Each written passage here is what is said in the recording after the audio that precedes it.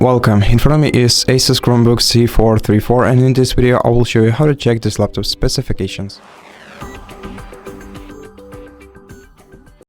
So to check your laptop specs, go to Launcher, open Settings, then scroll to About Chrome OS, and then scroll down until you see the Diagnostics tool, open it.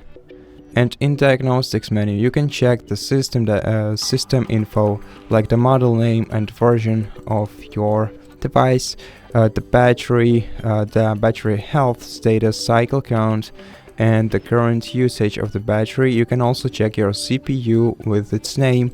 You can monitor the resource usage of your CPU, how much you use and how much the system uses, how much you are using and how much the system is using, the temperature, and a lot of different things. You can also run tests on it. You can also check the memory and the amount of memory that is available right now. You can check your connectivity if you are connected to the Wi-Fi. If you are not, you can still check your MAC address right here, and you can check your keyboard and also run tests on it to see how it works.